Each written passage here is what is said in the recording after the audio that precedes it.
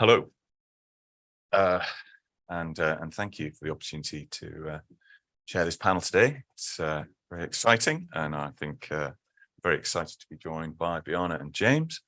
And we are going to talk about cybersecurity and the governance of cyberspace during times of geopolitical instability. We are going to go a little bit wider than some of the, I think there are a couple of policy initiatives proposal by Russia and a piece of work that's being done at the United Nations ad hoc committee. We're going to go a little bit wider than that. I'm going to take a bit of a liberty there. I hope that's okay, because there's quite a wide range of policy initiatives that are currently in flight. And I thought I'd start with a few comments before I turn to my panelists. It's 5 years since Eric Schmidt made his apocryphal remark, his famous prediction that by 2028, we would see two distinct internets, one led by the United States and the other led by China. And that was a prediction that was subsequently echoed by the then CEO of the UK National Cybersecurity Centre, Kieran Martin. And he went further. He offered that potentially we could end up with two or possibly even three internets, not all of them built along Californian lines of openness and transparency, but with others potentially built on very different, perhaps more authoritarian lines. So the potential implications of such a prediction, were it to come true, would be profound, to say the least, for our national security, for our economies and societies, for our ability to harness the new possibilities that are created by the convergence of large data sets and emerging technologies such as AI, profound implications as well for human rights and for our privacy and for our personal freedoms. Now, geopolitically, a lot has happened since Mr. Schmidt made his 2018 prediction. We've had a global pandemic and the economic shockwaves thereupon. We've seen a deterioration of US and China relations, which Henry Kissinger now describes as being in the foothills of a new Cold War. There are increased tensions over Taiwan, and there is a decoupling of certain technology supply chains, especially high-end semiconductors. We seem to be also experiencing a degree of global divergence on data, privacy, and technical standards. And of course, there has been the Russian invasion of Ukraine. So geopolitical tensions are heightened in ways not seen for decades. At the same time, there are several global cybersecurity policy initiatives and internet governance proposals in motion across a range of institutions and nations. So on the panel today, we're going to attempt to, in the short space of time available to us, we're going to try to make sense of these and to navigate some of the big questions. What's at stake and what are the big issues? Secondly, what are these big policy initiatives? What do they seek to achieve? Who are the participants? How much relative influence do they have? What are the main areas of agreement and disagreement? And what are their chances of success? And then finally, just for fun, I'm going to put Bojana and James on the spot. And I'm going to ask them to attempt to cast their minds forward and ask, are geopolitical divisions set to make the internet ungovernable? Do we think we'll see a bifurcation or even a splintering of the internet as predicted? So I'm going to come to James first, if I may, and ask, James, from your perspective, what are the big issues? And I'm going to borrow from your own 4 forms of cybersecurity initially around the kind of implications for cyber conflict and national security, for foreign interference, for human rights and privacy, and for information controls and democratic freedoms. So there's a lot to think about there. What are the big issues? Thank you very much. And it's a pleasure to be here. So thank you very much for all dialing in online or being here in person.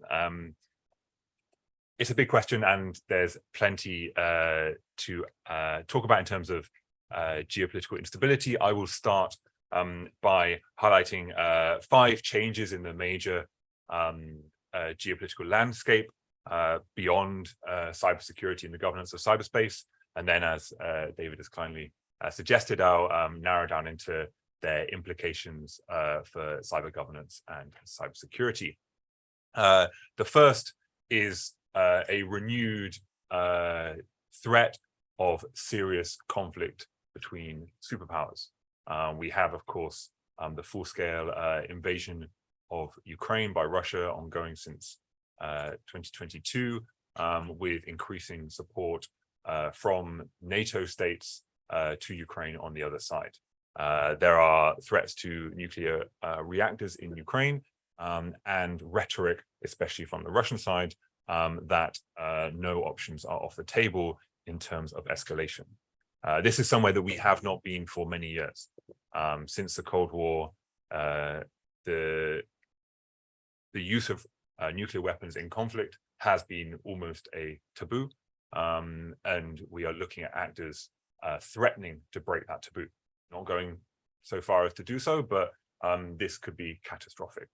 This is not just geopolitical instability, this is serious existential risk to humans and other life on the planet. So David said don't get too gloomy, so I thought I'd start there and then work on this.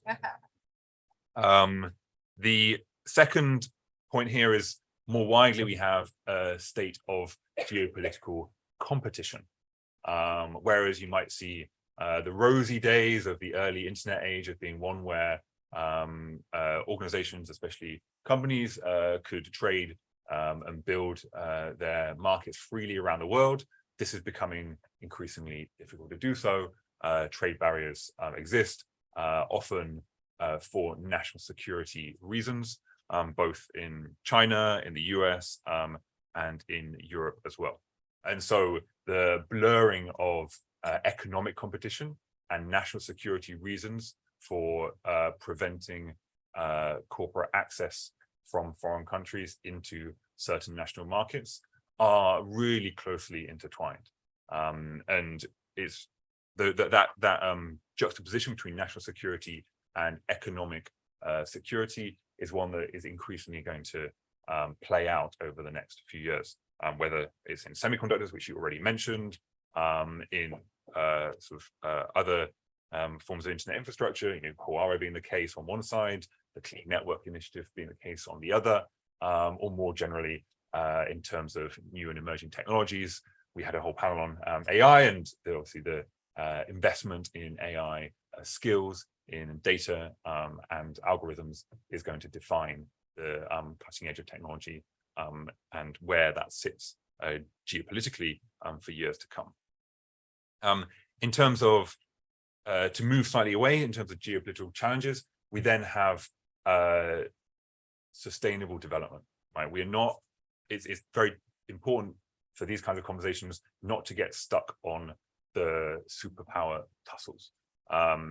Most of the world looks on at places like Ukraine with shock, with fear for their implications for things like grain prices, for staples. Egyptian bread rises significantly, the price rises when you have import difficulties, but they don't see the same attention or the same concern being paid elsewhere in the world, right? We've also had a reactionary coup or civil war developing in Sudan, with implications for internet access and human rights there as well. But in many, many other conflict situations and crisis situations around the world.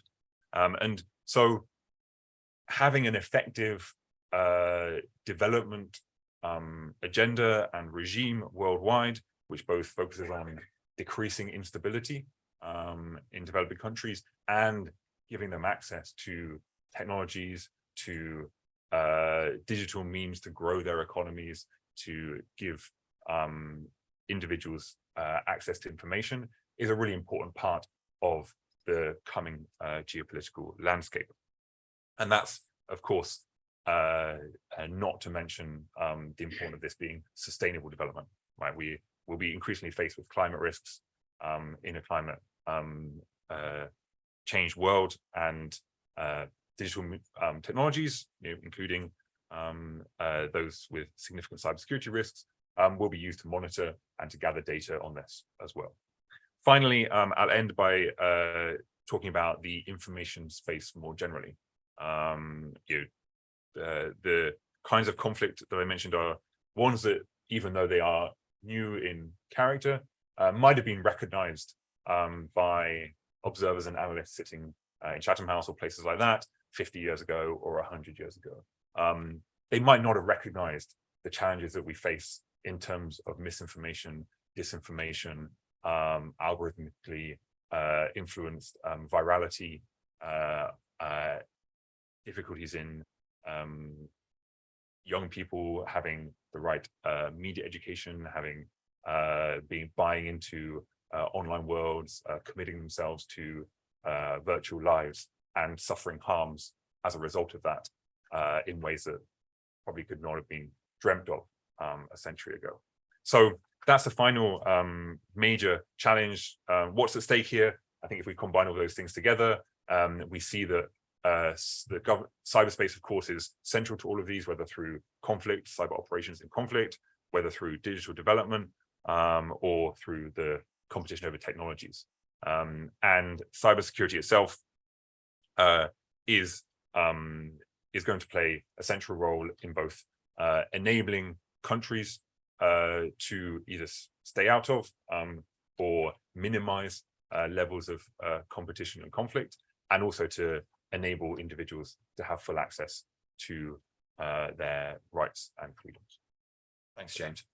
I think that's a really interesting point that you make there around, we sometimes frame this almost with a kind of Cold War mindset into the great superpowers fighting for the future of the internet. But actually, there are about to be another 1 billion internet users joining that community. And there's the whole of the non-aligned world who are not necessarily going to be falling into either camp. And are going to have a big say about the future of the internet. Bojana, I'll come to you if I may. I know you're very interested in the data and privacy perspective and the big issues regarding where that overlaps with security. So where do you see the big issues? So thank you very much again, David, James.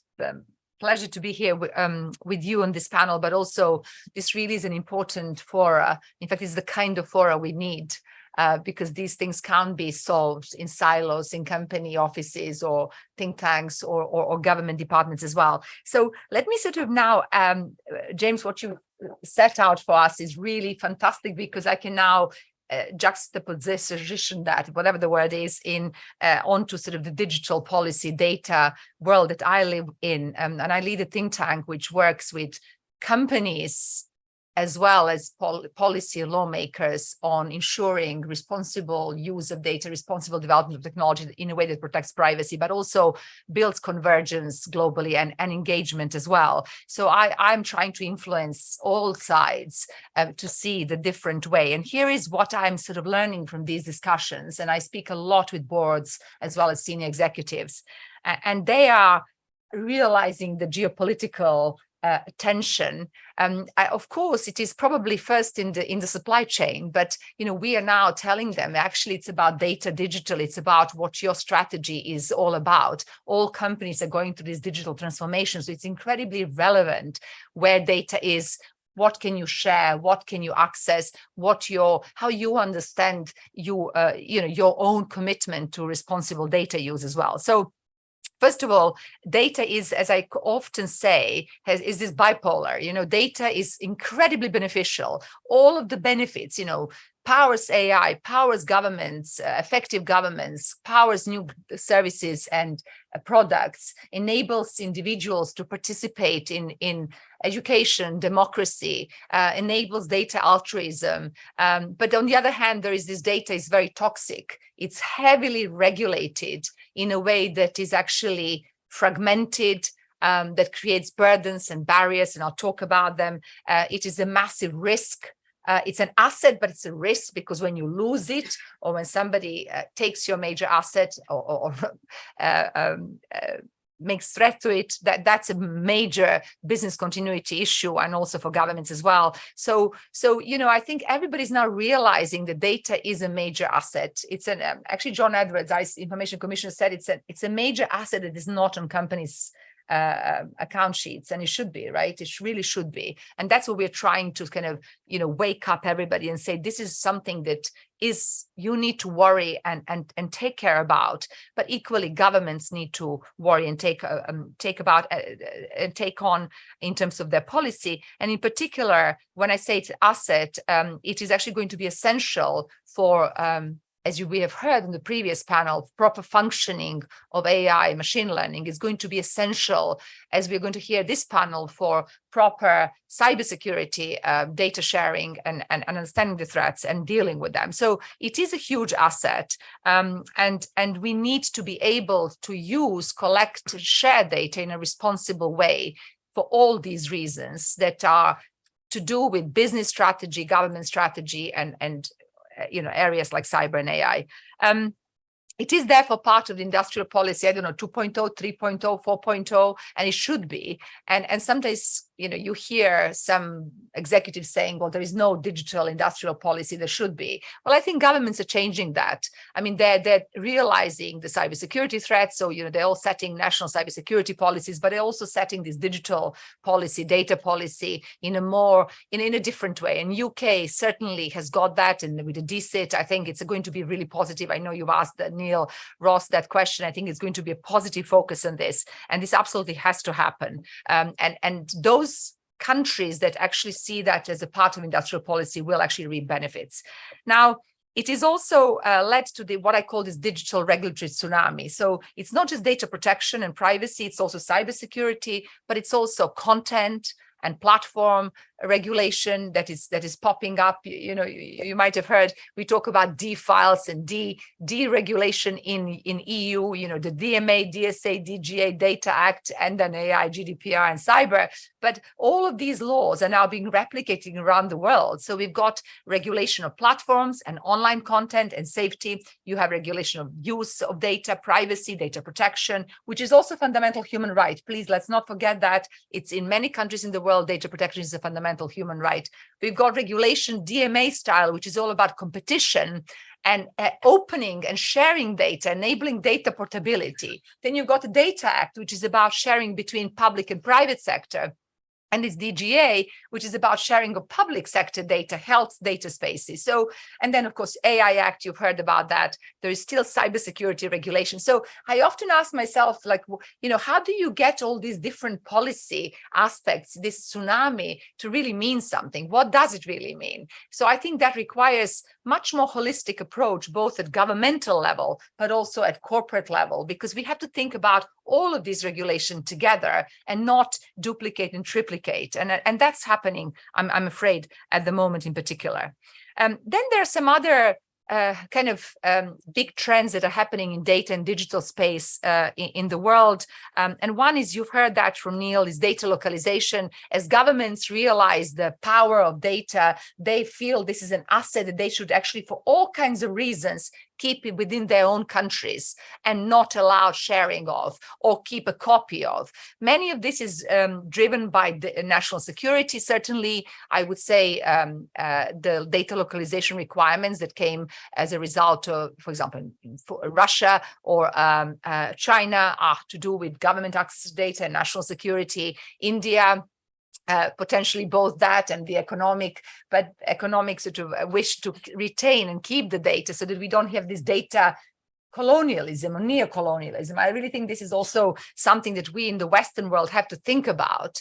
And I really feel passionate, and I'll say this later, that we really do need a new deal for data, because the only way to combat data localization is to ensure fair access and justifiable use of data by everybody, global South and North, West and East, and in a way that actually satisfies everybody. And I think that's possible, because ultimately, if we start building these barriers, there really will not be internet at all, global internet. There will be internets and different, it's almost like metaverses, like, different realities. And I don't think that's what we really want. And with data localizations then come sort of restrictions on data flows. And those are not always done for the same reasons as data localization, but the effect is the same. And, EU has been, for example, accused of having very strict rules on data sharing across borders, requiring adequate, essential equivalent equivalent protection. And that's very difficult to achieve in this world, which really is a multipolar world. It's not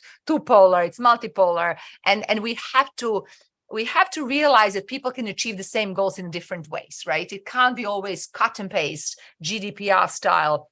And the more we have these restrictions, they are not there again, to, as the European Commission often says to us, it is not protectionist, but it appears to be protectionist to many of those who are now faced with yet another transatlantic problem, or indeed problem of exporting European data and having to think about European only services, imaging, re-imaging, creating cloud data centers in Europe as well. So those restrictions are on the rise. The adequacy system is growing. So about 120 plus countries have got similar arrangements for adequacy, and there's some other legal requirements. And I want to tell you, as somebody who's actually worked in the industry and has been dealing with data flows, I mean, frankly, all my life, it was my first job was to actually give a piece of advice on data flows.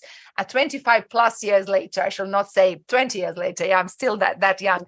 I mean, we're still dealing with this and we haven't sussed it out. And it's a massive drain on resources where I actually feel companies should be spending time on responsible AI, responsible development of technologies, being accountable, Claire, right? And being able to demonstrate that. But they're actually dealing with data flow mechanisms and legal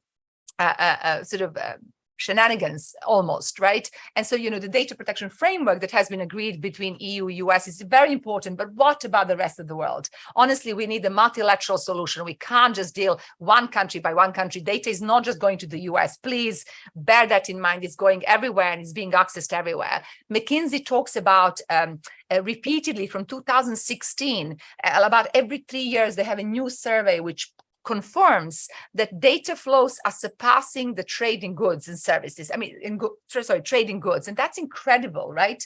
There is some further data research that shows that if we were to have localized services, we would actually pay 60% more for the IT costs. Well, how is that going to help any SME, any startup who is trying to get on this scale? If we want to create the Googles of future in Europe, which seems to be part of geopolitics, right, James?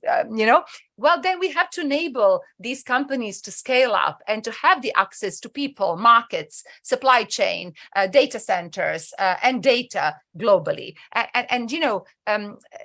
We can't ignore the economics, right? It's the economics.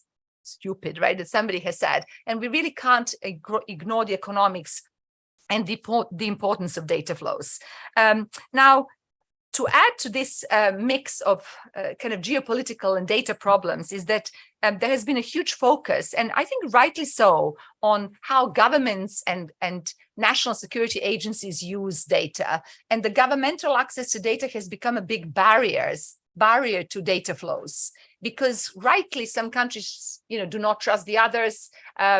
You can ask the question whether these are the right relationships and right mistrusts, or there are other countries that should be mistrusted. But we've seen that, right, with European Court of Justice ruling, and this kind of is trickling everywhere. So you see in British Columbia, in Canada, you see discussions in China, you see questions asked in Brazil whether the data should be actually stored anywhere else, and whether our companies should be operating in a way that enables other governments to access this data. So this is a very difficult question. And it's one that really companies cannot solve on their own. It's a question of geopolitics and international order and international law. So I'm really encouraged, and I hugely applaud the work that has been done. You asked us, David, to talk about some good initiatives, the work that has been done by the OECD on 38 countries plus the EU have agreed on the 7 basic principles for governmental access to data that all the signatories to OECD should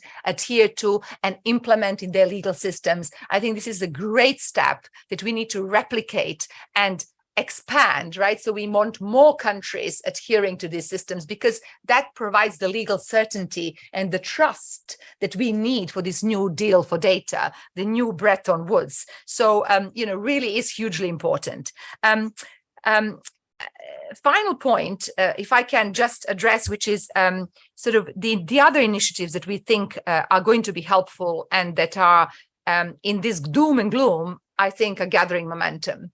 And the first one is the sort of G20, G7. And I know that's just the one part of the world. And I actually feel very passionately that, this is a global issue. We need really global solution beyond G7, G20, but we have to start somewhere.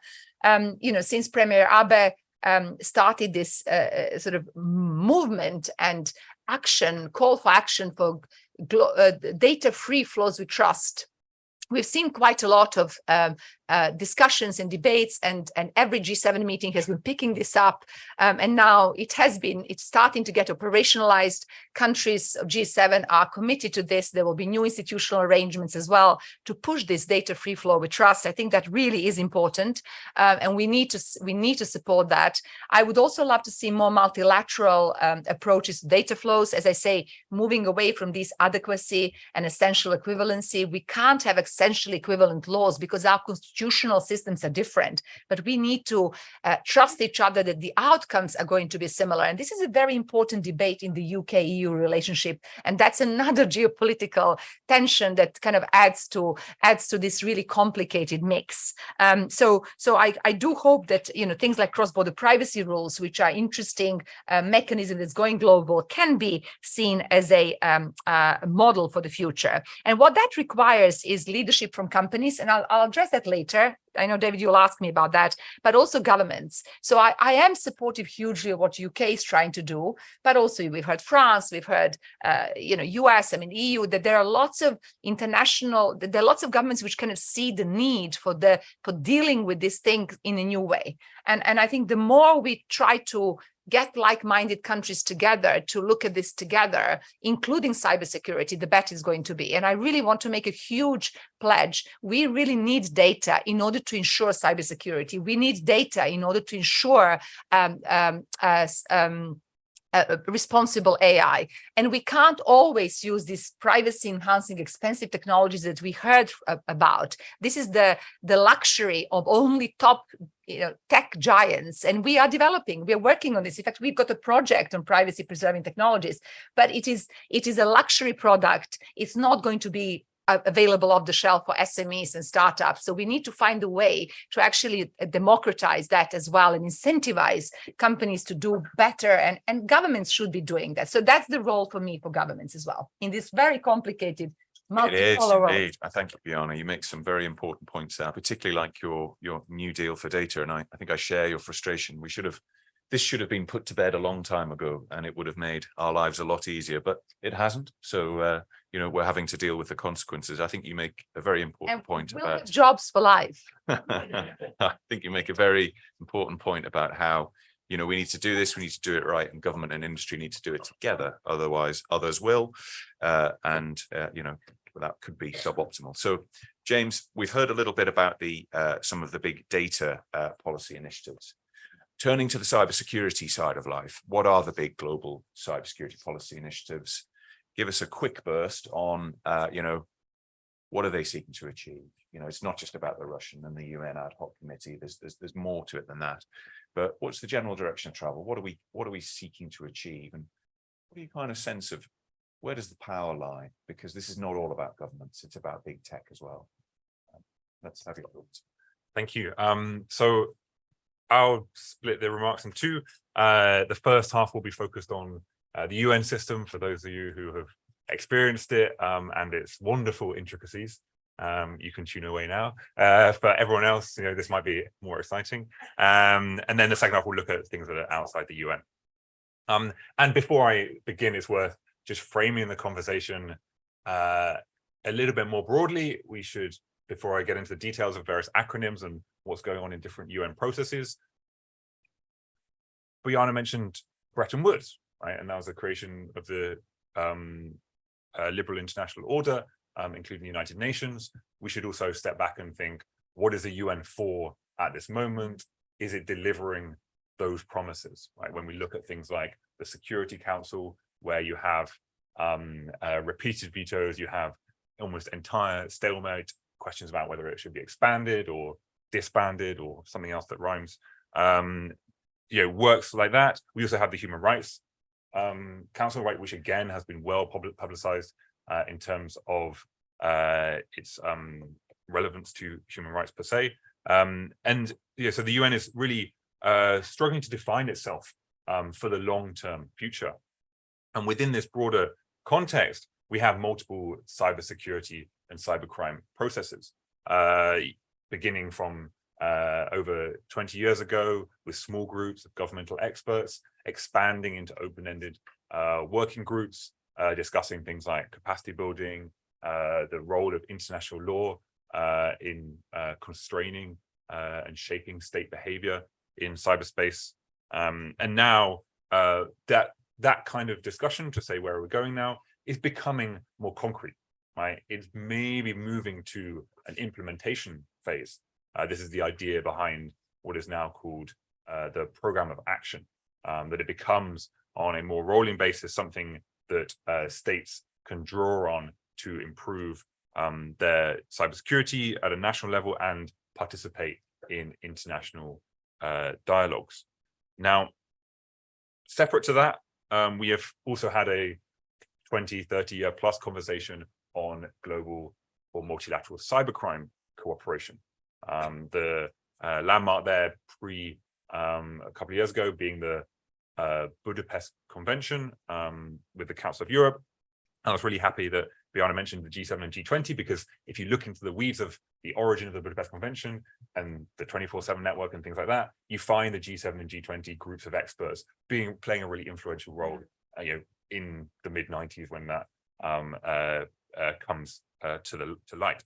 But now there's also a UN global multilateral process, the ad hoc committee on cybercrime. It's had 2 years of negotiations coming to a head fairly shortly, with the next session in August, and then the planned final session in January next year. We have a draft text of the treaty, which covers not only what a cybercrime is, so what will be criminalized under the convention for all states, but also things like international cooperation and required procedural measures for access to data, content data, traffic data, storing of data, search and seizure of premises that have data on them, right? Things that states will have to institute in their laws and enable cooperation with other states to exchange these forms of data. So this speaks directly to what Bojana was talking about in terms of a changed landscape for companies engaging with each other on what is possible technically and economically in terms of their viable markets, right? The AHC, in terms of its international cooperation mandates, will change how especially service providers, but also technology companies more broadly, can share and utilize data. Now, stepping beyond that, we of course do have a Russian proposal for a convention on cybersecurity. For me, this is both a new thing and also not a new thing. It's what began the whole GG process in the late 90s. And what we've seen, especially with the Cybercrime Convention in the ad hoc committee, that again, this started with a Russian not only proposal, but a draft text, that was very effectively changed to accommodate other views, not only the more Western Budapest Convention views, but also Global South, developing world views as well. And the AHC, having participated in some sessions, is very much a global conversation. There are clear divides. The Ukraine war has made the atmosphere of the sessions much darker. Many interventions condemn Russia's invasion and therefore lead to a relatively hostile atmosphere between these two parties.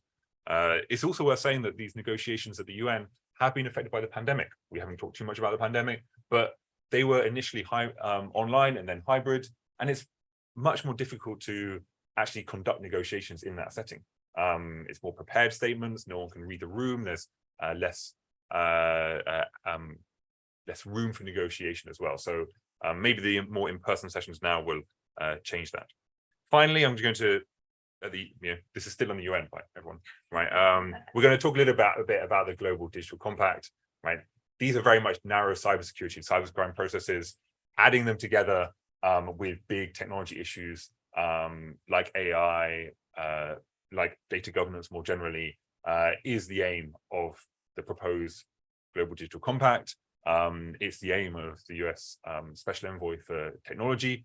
And this is all building up to shaping the UN, or trying to reorient it as an influential voice in technology governance more broadly. Finally, to look elsewhere, I could talk about the non-UN processes for much longer than the UN, but I will save you that because you know as well as I do, the multi-stakeholder nature of internet governance, and the fact that private sector companies, that non-profit internet governance bodies are just as crucial. I will highlight a couple of key moments here, though. One, and they're very different. One is the ICANN decision not to disallow or remove Russia from the global DNS after its 2022 invasion. Right? This highlights on one side the fragility of our current internet governance model, that we depend on these organizations to make decisions like that, not to fracture the internet at a very fundamental level, but also that it is very much a non-geopolitical motivation as well. We have an extremely polarized environment with horrific atrocities being committed on the ground, and there are people who are still thinking about the global benefit, or the global benefit of a global internet in that context. So there are some long-term views there as well. The other point I will make is the relevance of non-UN and even non-state actors is in the context of global spyware proliferation. Right? A very different context. You see major scandals erupting around not only human rights violations, but also national security concerns from states, from commercial spyware being sold and used by other states. Now, the main actors here are not states. They are either NGOs at universities, things like Citizen Lab, who are exposing these spyware companies, or they are big tech companies mounting lawsuits and public campaigns, whether through the Cyber Tech Accord or whether it's WhatsApp mounting lawsuits in the US. And that now leads on to influence on state and multilateral governance with the European PEGA Committee and so on. So even outside the UN process, outside the state process, we see a lot of initiatives changing in terms of the more concrete and specific issues in cyberspace. Cybersecurity. Thank you, James. I have about 100 questions I'd like to ask you, and in the interest of moving us along towards questions, I'm going to save those and come back to you. I'm especially interested to talk about the role of the private sector in this process and what the big hyperscalers are up to. But I'm going to draw us towards our third question, if that is okay. And I'm going to ask you both to kind of cast your minds forward with regards to both data and privacy and cybersecurity and the geopolitics of it. What are you expecting to see in the near term and in the longer term? We could well start with the findings of the UN ad hoc committee in whether that text will be ratified in January, February of next year. But I'd also be interested in hearing, where do you think we'll be in 2028? By which time Eric Schmidt's time will be up. James, I'll start with you, if I may. Sure. So in terms of a global governance landscape, I think we will see more binding treaties, whether the AHC, whether something that comes out of a convention, whether something that comes out of the Global Digital Compact, whatever it is, that will happen. Now, the devil of these is always in the detail, right? So they depend on ratification, they depend on implementation. Even the wording of these is often very conditional. So sometimes states may or shall do certain things. So even when these texts exist, which they currently don't, there's a big gap between that happening and better cybersecurity on one hand, or the pernicious side effects of such tests on permitting information controls, preventing free flows of data, or more generally human rights violations from state overreach. So that will happen, but I don't see in the near term even 2028, that these processes will really be enforceable globally, right? So states, I think, will have enough room to choose where they fit themselves, and they will generally stay within the aligned buckets that we see now. In terms of the role of the private sector, I see a increasing sort of not only consolidation in technology companies, but also consolidation throughout the stack as well. So companies investing in infrastructure down to the physical level, down to the cable level, but also combining that with cloud services, with specific applications. So you have a whole ecosystem within a company that gives them certain advantages, right? We haven't even talked about encryption debates, right? But if you have both endpoints in a cloud system, then you can also have end-to-end encryption with no lack of sort of commercial sort of data analytics. But that will make it much harder for individuals and countries to have multiple providers in one system. They will generally choose one or the other, and they might be aligned with, say, the US or China, or should be on some sort of hypothesized European hyperscaler come into existence, and it will be that one too. And then finally, in terms of fragmentation, what does the internet look like from the point of view of the normal average individual across the world, right? It will look very different from very different places. Whether this is the apps you use, the kind of access to data you have, the protections around the data, the limits to where you can take your devices, the kind of even the hardware on the devices themselves. But for me, that is an acceleration of a trend that already exists, right? We have never had an internet that looks the same across the world since the beginning of the Great Firewall. So that is something that is an acceleration, not fragmentation. I think that's a very important point that you make. In some respects, this stuff's already happening and always has been around for a long time. Thank you, James. So same question to you, Bojana. Yes. If you have your crystal ball, what are you seeing? I see. So, but by the way, James, you've sort of started that conversation when you talk about sustainability agenda, and I wonder whether this kind of proliferation of technologies that and multiple internets and multiple stacks will also be hindering our sustainability goals. And I actually think we need to start talking like that as well, kind of, and link that sustainability agenda with data and digital agenda, because we can't have hundreds of data centers. It actually doesn't work. Actually, cybersecurity is worse if you have 100 data centers as well. I mean, we just have to be so open, and we have to listen to the experts who are saying these things. So I maybe it will be helpful that will help us slow some of that balkanization. But I think we will have to learn to look at multiple rights, David, and multiple interests. I feel our world has been very siloed, and regulators, policymakers are always thinking about just one thing at a time. It's privacy or cybersecurity, or it's privacy or it's encryption. It's safety or it's something.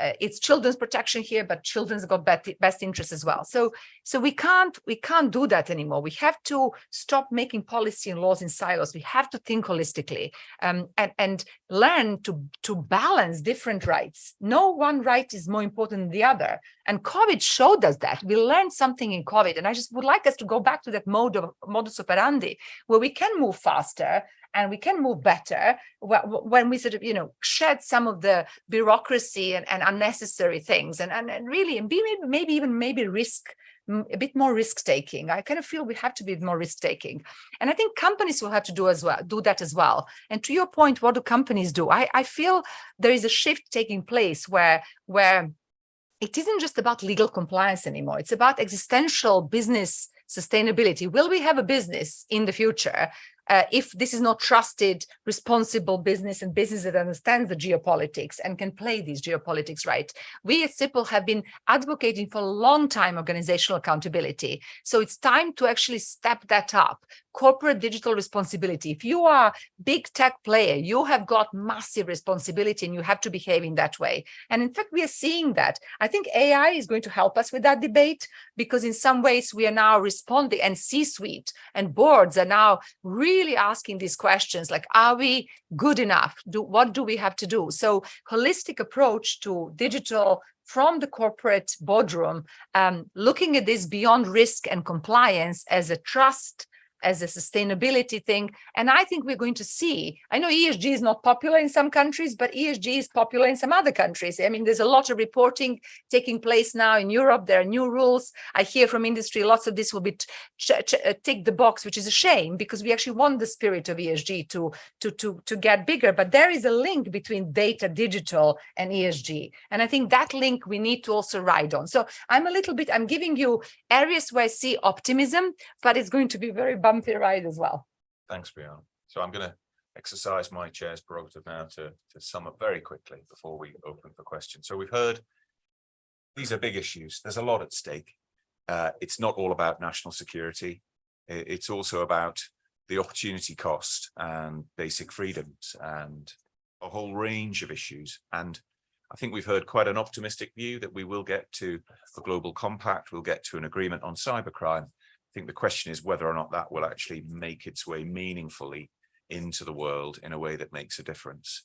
So I'm going to now open the floor. It'd be nice to take a mix of questions from the room and from online. Yes, sir. Hello. Thank you. And thank you for a really interesting sort of discussion so far. It could be a whole day's conference if you unpacked the many issues there. Just one comment and then a question. Comment first, I thought it was fascinating where you referenced that data flows, so global data flows passing the trade in goods, which made me sort of think that perhaps with sort of data localization and digital sovereignty is an entirely rational solution to the lack of sort of global uniform privacy legislation, and dare I say it, tax avoidance by the tech sector, which is meaning it doesn't pay a fair societal contribution in the areas where it extracts the data, the sort of neocolonialism, as was mentioned. My question, though, internet standards and cybersecurity. So this is a sort of more of a tech-related question. The setting of internet standards is not a multi-stakeholder model. There's no reference to the policy impact of changes to internet standards. There's a strong focus on privacy in the internet standards body, principally privacy from governments, because there's a strong sort of cyber libertarianism sort of theme in the standards body, completely ignoring surveillance capitalism by the tech sector, which is arguably far worse than any privacy violations by many governments.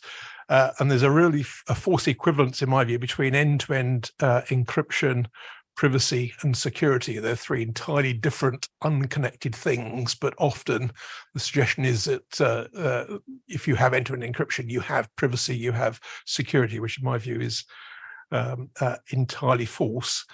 And it seems to me that that sort of end-to-end encryption model is potentially harming cybersecurity, because it removes indicators of compromise and absolutely weakens privacy, because it makes it impossible to tell if applications on my computer are communicating with the companies that wrote them, because I literally can't see if that communication is happening anymore, because it's completely impossible technically to identify it. So my question then, should the multi-stakeholder model apply to internet standards, and do you agree that would be a good thing, and how would you envisage it working if you do? Thank you. Should the multi-stakeholder model be applied? James, I'm going to come to you first. I know this is an area that prior to his departure from the National Cybersecurity Centre, Dr. Ian Levy was getting particularly exercised around the topic of standards, and a realization that this was a contested space. And not only that, but as you say, there are so many dimensions to it. I think I might take you up on your kind of what's worse, libertarianism or surveillance capitalism versus other things, and we can take that can take that discussion perhaps into the coffee, the lunch session afterwards. But James, I'm going to come to you and ask for your view around the principle of should the multi-stakeholder model be, should we say, more aggressively applied in the world of international standards? Yeah, I think there's obviously clear sort of here. Okay. In terms of the point on the kind of people who are making the standards is just as important as the organizations they represent, right? So maybe, yes, there is not a multi-stakeholder forums like in the way that this is, or in the way that you have other technical governance bodies, but there are private sector representatives, there are people who have experience in private sector, and as you say, have a strong affinity with that kind of outlook.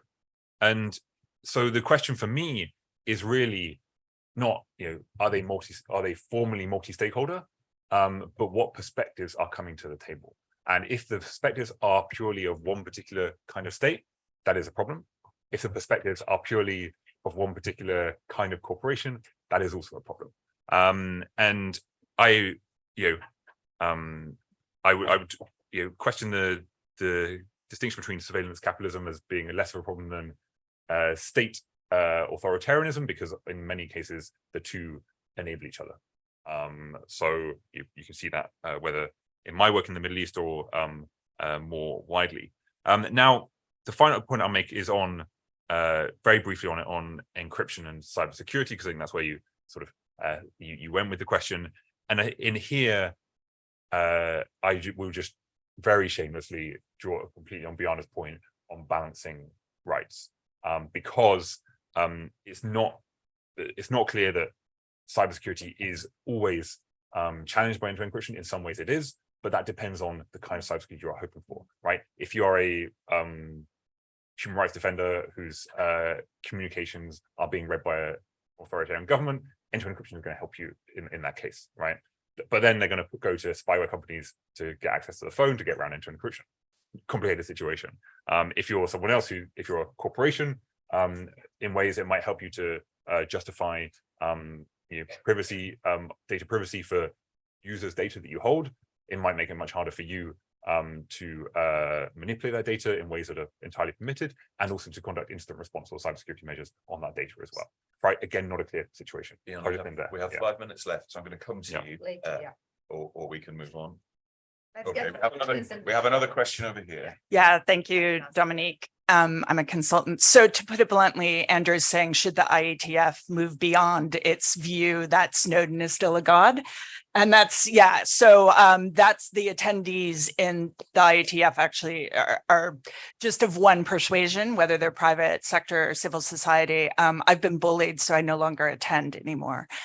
However, in the UN, and what I'd like to actually really ask a question about with James and others is the negotiations I've done in the UN and internet policy on behalf of the government, but also as a private sector member previously, it's clear to me that the UN is not fit for purpose. So that post-Westphalian model does not work. It's corrupt. There's no accountability. I mean, I have many stories about it. There's a document in the ITU that shows, outgoing management just took cuts because they thought it, took a pay because they thought they could.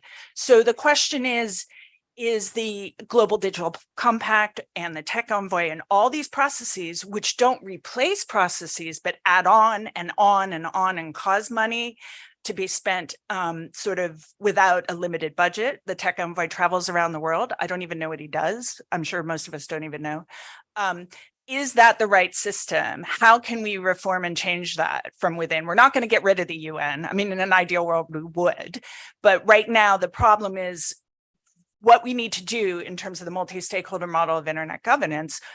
How can we do negotiations in a system that's set in 1955? And I'd love to hear James and Bojana in particular, maybe in particular around data, because I think some of the other agencies like the OECD, which is not a UN agency, right, and the private sector, the G20, G7 have done a lot of really good work. But the question is, internet policymaking needs to be somewhere else. And I really want to hear your responses to that. Thanks. I noticed you nodding vigorously when James touched upon this topic earlier on. Come to Bojana first. Look, I mean, that's why we're saying we need new deal for data. We need the new, I mean, we actually looked into World Trade Organization, OECD, Council of Europe. I mean, there are so many things, but there isn't one place where this is all being discussed. And I don't know that UN actually does achieve this. And I wonder whether the way to do that is to start from smaller and then get bigger, from like-minded countries forming something that looks like some kind of, we have to start somewhere. I'm not very political when it comes to taking sides, and I don't believe in that in some ways. I think labels are not helpful very much, but because I've seen also lots of great work done by private sector in terms of standards, in terms of accountability, in terms of privacy technologies. And so we need to just get out of our shells and get the right people in the room. I mean, the ISO has been successful to some extent. Yes, people say it's private, but I mean, it has helped with security a lot. You can't now have a M&A deal. You can't have an IT service unless you actually are certified, ISO certified. These cross-border privacy rules that I talk about could become a model, because they're certifiable by third party, could become model for this new deal. But I think governments need to step up with the push from the private sector, like Davos. What does Davos talk about? They need to be talking about this, right? This is what they should be talking about. So we want to put that on corporate agenda, and then the NGOs as well be more constructive and kind of want to work. Anyway, Chatham House can put us all together. Yeah, I don't have the answer. I'm just ranting. I think we could probably have a full day conference on the UN's fitness for purpose in this space, but and we're probably not going to reform that now. But James, I'll pass to you. Really quickly, I agree. Multi-stakeholder participation in UN processes leaves much to be desired, right? OWG, visa issues, not aside, segmented sections, division between NGOs and corporations, so on. More generally, this point on the UN, it is a point about bureaucracy. It's a point about adding bureaucracy rather than taking it away. But for me, the real thing there is time, right? It takes a lot of time to do these things, and in that time, the world has changed. You can do a lot with the Budapest or with the ad hoc committee to try and make laws and conventions technology neutral. But if the landscape itself is changing quicker than the UN is, then that's only a surface fix. And then finally, in defense of the UN, one of the things I do say is that many global South and developing countries find it to be the only place where they get an equal hearing. And that is not really in defense of the UN. It's in criticism of every other form of governance that we take for granted in G7, G20, in big industrial economies. I just wonder whether AI is going to change something, because there is such an interest in sort of regulating or thinking about AI at sort of multilateral level. And I wonder whether, it's not crazy what you hear from UK government, but there are others as well who are kind of saying we might need some kind of agency, we may need some fora, we may need maybe that will change things, because there is a little bit of this moral panic. But I'm told we might have another couple of minutes. I can see 3 questions in the room. We have Kieran over here and we have a couple over here. I'll take if we can take them all together. Okay. It's okay, and then we'll take them. Dave Michelle again. Working with volunteers is a thing. So that's what BCS is about. I'll just remind you that longer term things are IRTF, Internet Research Task Force. That's possibly why you got short shrift to people that are busy on trying to get a protocol or do an operational thing. And that you are biased because it's an English language thing. So that will always bias against the likes of China. But we accept that. And there's always this group but I'll encourage everyone in the room to join the IETF. Membership requires you subscribe to at least one mail list. And I've been a member since the 80s. So if you want to have that voice, I won't bully you. And if anyone does, I promise you, I'll have words if I ever see them again. Very good. Some more over here. Yeah, thank you very much. So I think it's good that we are discussing these issues, and I can see that we have loads of issues that we really have to deal with. And I'm happy that the issue of GDC actually came up in the process of this discussion, so to say. And for me, I think Global Digital Compact is going to be, one big milestone that's going to help us to move forward.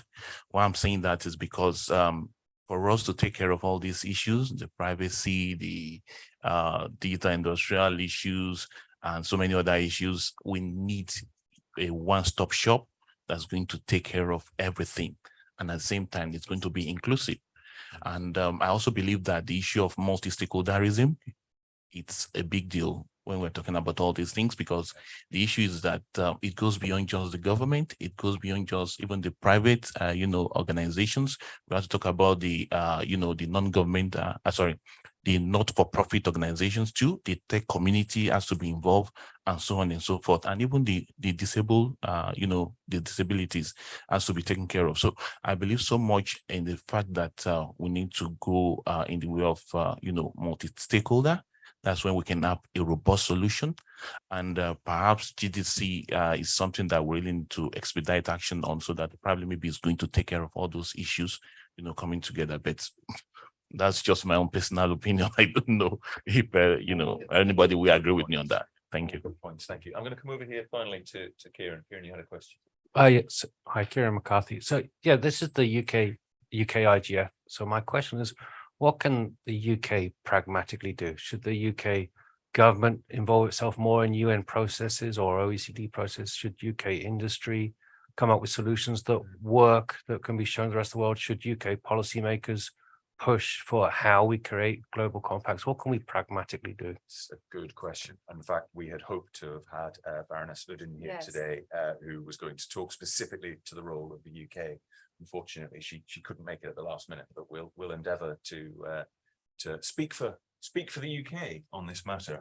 Bojana, would you- Can do huge things. UK can do, and I think UK is trying to do quite a lot. What I see from my interactions with various pieces of government, lots of these kind of new regulatory ideas like DRCF, putting all these regulators together so they can think in a multilateral way, regulatory sandboxes. I sit on the Expert Council for Data Flows, which is now going to come up with a paper that is hopefully going to push some of these ideas to others. I actually think AI, I hear UK government is doing things on AI. So I think UK government can do a lot. And I feel there is a need, I feel there is I sense there is a increased interest by the government to push the digital agenda. But of course, they need to hear from all of you, us, and industry and SMEs and startups, why this matters for the UK PLC and people, us as people, as citizens. I think they're still looking for evidence and for stories. And that's my sense. But I feel UK is trying to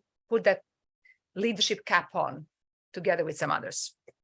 Thank you, Bojana.